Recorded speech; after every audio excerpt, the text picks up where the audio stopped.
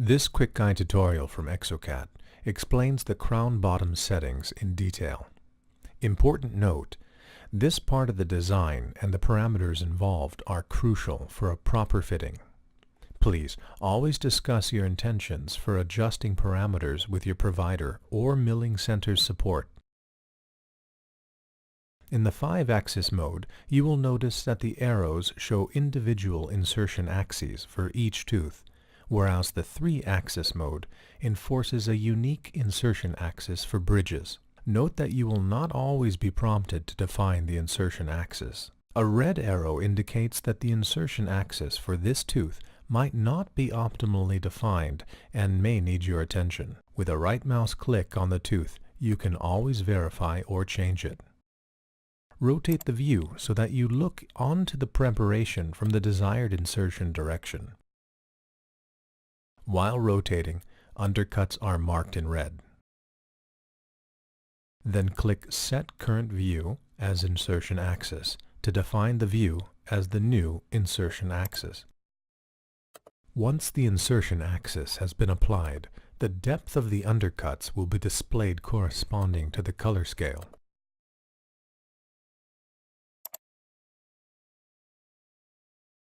Use the drop-down menu to switch to another tooth and correct its insertion axis.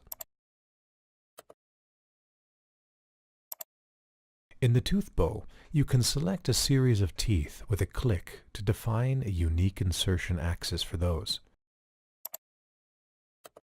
Click Set Current View as Insertion Axis to define a unique insertion axis for the selected teeth, or check Unique Insertion Direction for bridges to choose a unique insertion axis for all connected crowns. Note that the software will automatically enforce parallel insertion axes for bridges if a material configuration for 3-axis, 4-axis milling is used.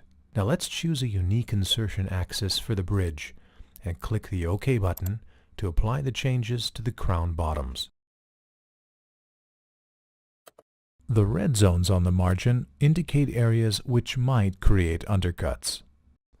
This behavior can be changed in the Undercuts tab, which will be explained later in this video. Let's choose a custom view for tooth 16 to show the main cement gap parameters.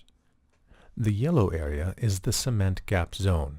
It can be adjusted with the cement gap slider. And as you can see now, the new cement gap is computed in real time. The green zones on the dies and in the wizard indicate areas where there is no gap. The distance from the margin without cement gap can be adjusted with the slider from Margin, or by typing in a value. Furthermore, both zones can be defined with a brush. Click on the Brush button for the zone you want to adjust. Let's try it with the No Cement Gap zone.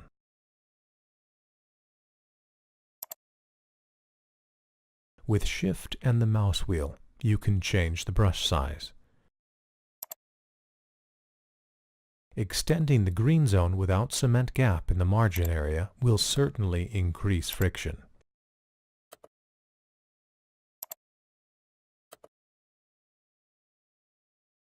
Use Shift to inverse the brush interactively. This allows you to delete brushed parts very easily. Click on the Brush button of the other zone to brush and adjust the yellow area.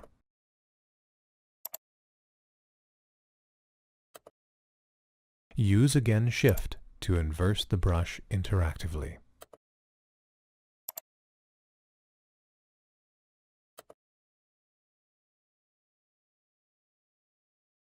It is also possible to add an additional zone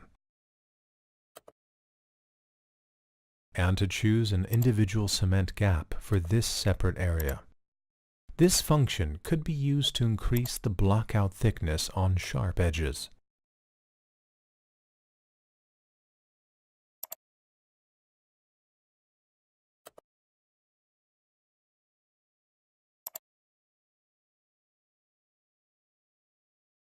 Also here, you can use Shift to delete brush zones. You can also reset all markings.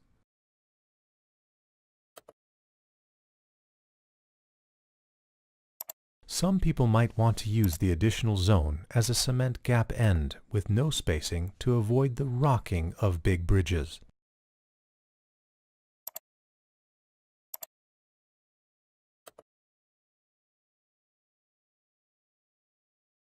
Maybe you already noticed that if you reset all markings, the distance sliders for each zone become active again. Now you can even define a distance for the blue area from the top. You can again adjust the cement gap thickness in this zone.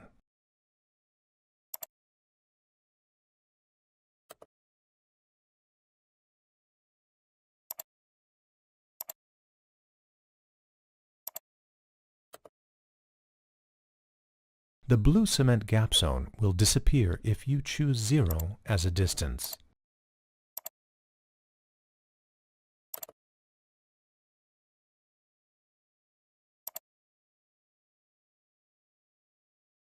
Additional spacing allows you to add additional offset spacing to the entire crown bottom, independent of the cement gap. This means that the cement gap will be applied on top of the additional spacing. The axial spacing will add offset in occlusal direction. The radial spacing will add offset perpendicular to the occlusal direction. Both sliders are locked so that offsets are added equally spaced to the 3 axes. The higher values are here, the looser the fitting.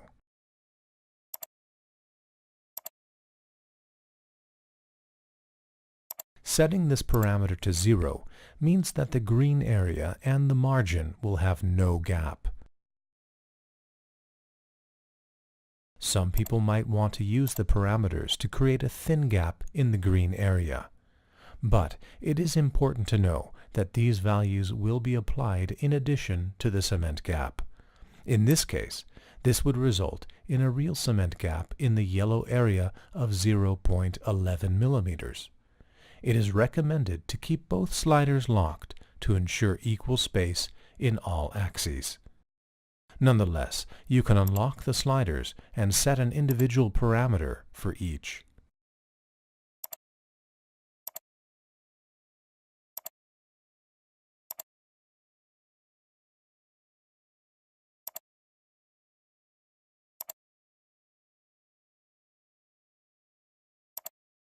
You can also use negative values to create a tighter fitting. Thank you for watching this video.